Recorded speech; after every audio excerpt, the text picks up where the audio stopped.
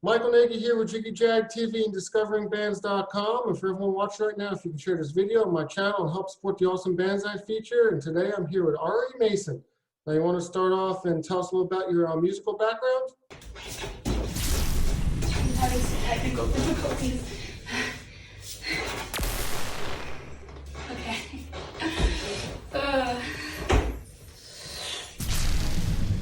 We're good. So, my background. Well, to those who don't know me, this might be a little strange, but I come from the world of early music. So that's pre-classical music, Baroque, Renaissance, and in my case, some medieval music. I studied that for a very long time. I was in conservatory my junior year. I decided to get a MIDI controller and just wanted to do something different. As to how I got from there to where I am now, I put out an album my senior year, and I followed the road never really traveled for those in my field. I graduated, but I didn't follow through with early music, technically. So I am a producer. I produce all of my own music. I sing on all my own tracks. I make all of my own cover art, and I make all of my own music videos. Your music has a lot of different elements to it. What style of music, genre of music, would you classify yourself as? I wouldn't. You know, why would I? I like doing things that are blended or don't have much of a genre. And when I do try to sound like I'm in a certain genre, it's never quite worked out. I don't sound like the other artists in that genre.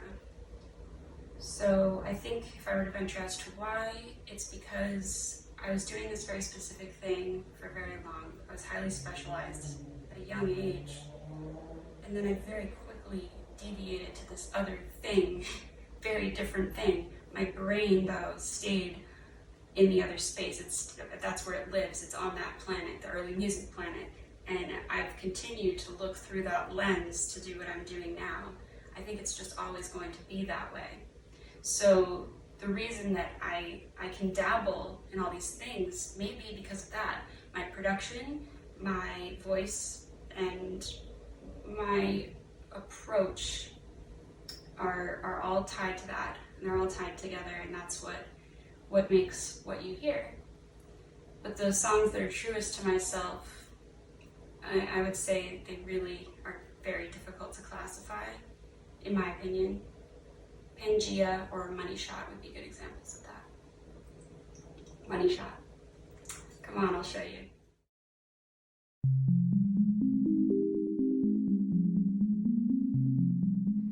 Let me tell you, baby.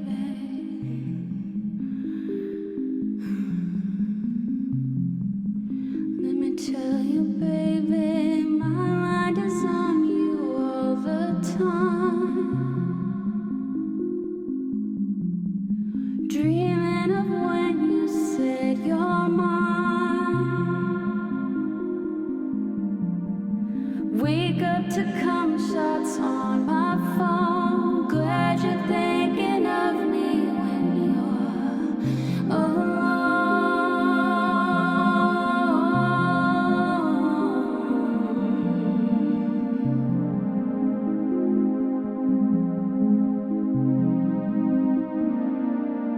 Living, breathing,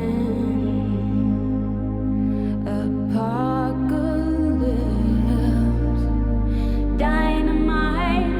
Who knew I would live to see it? Hey baby, are you missing me? You're the prettiest person I've ever seen.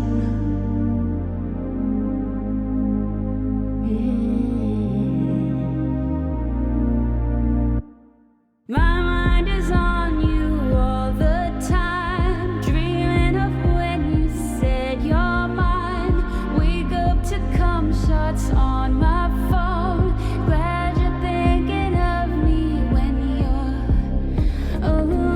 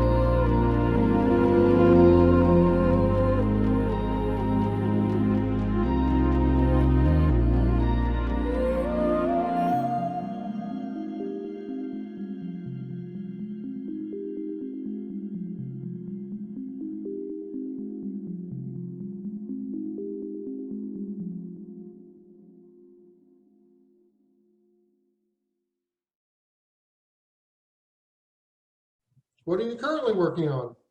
My 5th album comes out December 4th. It's a collection of all of the singles I've done in the last couple of years, or most of them, with an album version of Money Shot with John Monroe, the awesome composer and guitarist, playing on that. And other than that, I'll be releasing regularly just singles, as usual. Singles are where it's at.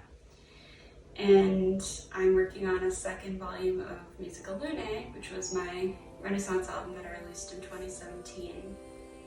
That was an all-vocal, multi-part motet album. This one is going to have some other things, but I'll keep that a surprise. I'm very excited about it. So tell us a little about the process, how you create your songs. Do you work on the vocals or the music first? How do you go about doing that? The best songs come to me with some fully formed element. It almost feels like cheating, to be honest. Like Money Shot came to me in a dream, or the hook did at least. In the dream, I was having a typical day. I was going around some shops in Los Angeles, and I kept hearing this song on the radio in all the stores. I kept hearing that hook. I love you so much, I just wanna die. That's what I kept hearing. And when I woke up, I was like, well, it's like catchy, but it's kind of annoying. I should just listen to it and get it out of my head. I thought it was a real song, so I looked it up. Turns out it wasn't. And then I made it one. Took a couple of months because I wasn't sure if it was, really that great or not. But the fact that it stuck around so long, I was just like, it had to be made. So, that's how it happens sometimes. And like when I wrote the rest of it, there's so much work that goes into the rest of it. Like, I only had that hook, so I thought to myself, wouldn't it be really fun to sing very sweetly and romantically about cum shots? And I think it was pretty effective. I don't know, my friends and family enjoyed it, so I did that and I put it out there.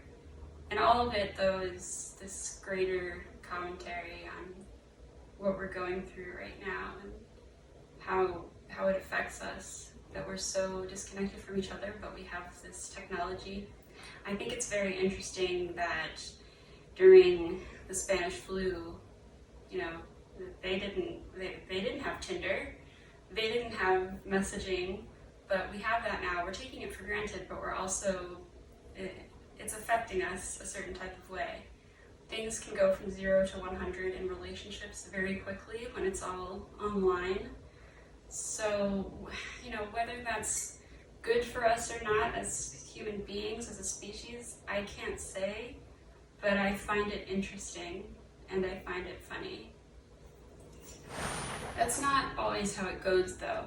I'm very lucky to have a career that challenges me in this very unique way, where I work for film composers. I sing mostly for them, sometimes I produce for them, and I'll have to sing or produce at a very specific style on the fly immediately. So I put that same pressure on myself when I want to write a new song. Sometimes I'll just sit down and say, write a new song, bitch, in this very specific style or not, just get something out. And I love that pressure. I love it. I thrive on the pressure. So that's probably why I have so much work out there for the short time that I've been active. Would you still consider yourself part of the whole goth scene? Because I know your earlier style of music was like that. So the packaging I used for my music, for my first couple of albums, was super goth in comparison to how I present myself now. I still stand by the fact that a lot of my old songs would have fit in other aisles of the record store, so to speak. So I think the packaging was kind of informing what the sound would be in a lot of ways. But also, when Creatures came out, I was facing some incredibly difficult things in my personal life that forced myself to be more authentic. And the result of that authenticity is the change in packaging. The change in sound, though, inevitable. I don't like to do the same thing all the time. So that would have happened no matter what. Now, your singing is incredible. How did you learn to sing like that? Thank you. I don't know. I guess I taught myself how to sing. I don't consider myself a singer. That's what I get hired to do the most, which is still very strange and confusing to me. I did hire a vocal coach when I was doing the Renaissance album. I finally hired my wonderful vocal coach, Katie Riggs, because I could sense that I was starting to hurt myself. You can do that when you're singing difficult music. I hadn't really sang difficult music before. I write to my voice, so it's quite easy for me a lot of the time. I'm trying to not do that as much because I would like to challenge myself. Yeah.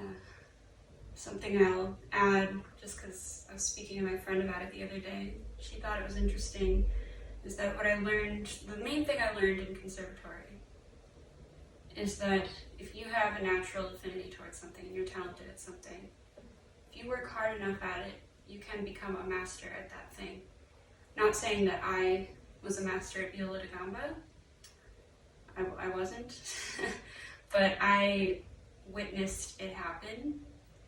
And because of that, because I was getting closer to that with my instrument, I kind of accepted that if I work really hard, I will sound good.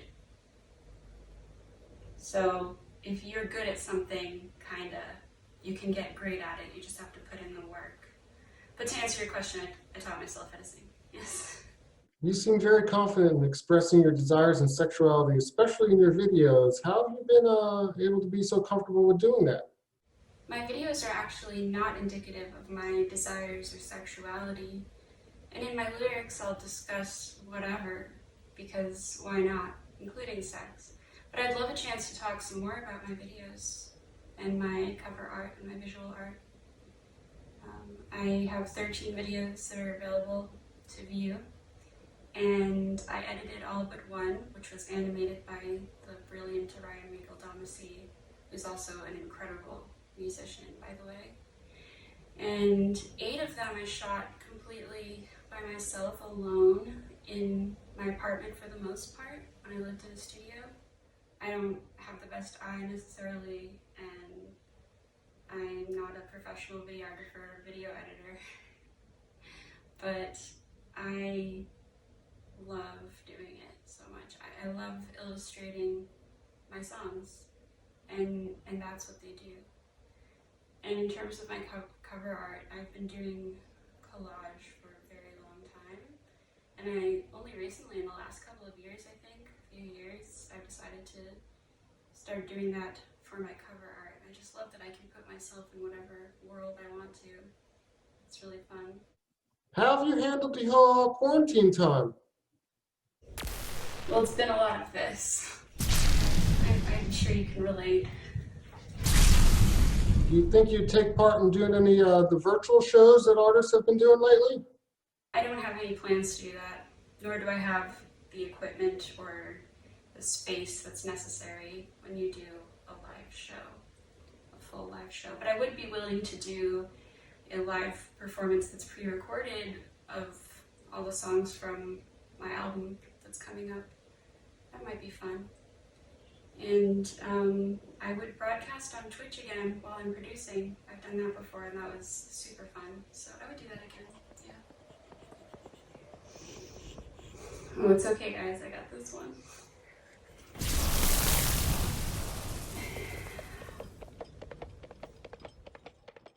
Could you tell us about some of the artists that have influenced you over the years? In terms of the influences I'm most conscious of, I would say early music, obviously, and disco, like proper disco. Late 70s, early 80s disco. No micro-genres or subgenres. I know that probably seems a little odd.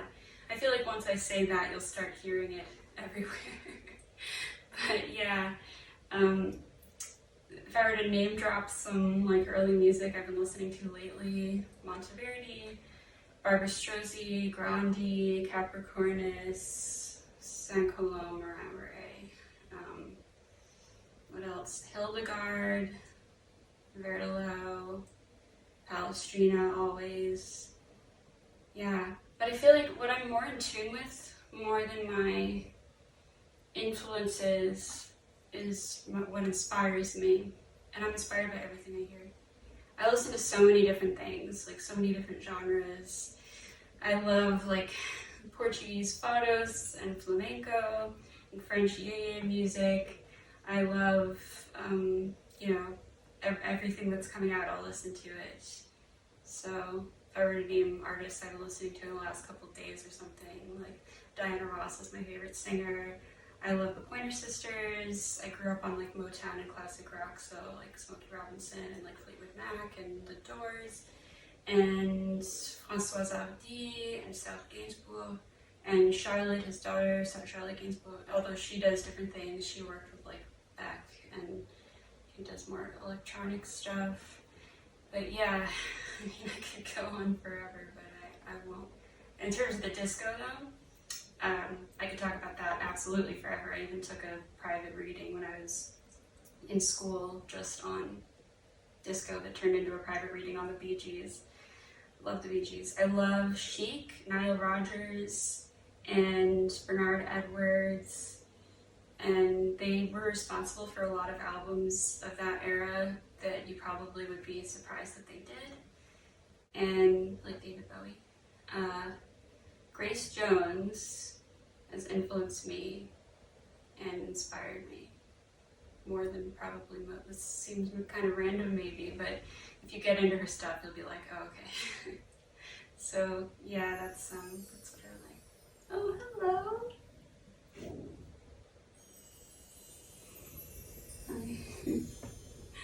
Now, if people want to find you online, look you up, get your music on social media, how do they do that?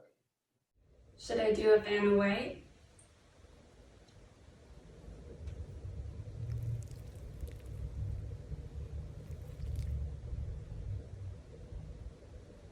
No. Where would you like to see the project in, say, a few years from now? Well, that's kind of like asking where I'd want to see myself, because it's not really a project anymore, is it? It's my life, so I wouldn't want to change much.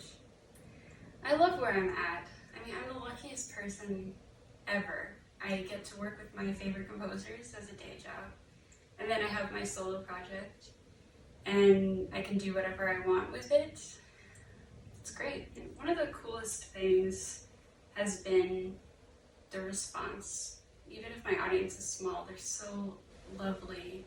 And hearing that my music either sets the vibe for their weekend or it's helped them through a difficult time where they just like dancing to it, it's amazing. I know some people are going to listen to these tonight for the rest of their lives, and I love that. But please do also check out some of my new music, because I'm always making something new, and I'm going to make something else that you love if you just keep checking in. So they're back, aren't they? Oh, God. Thank you so much, Michael. I gotta go.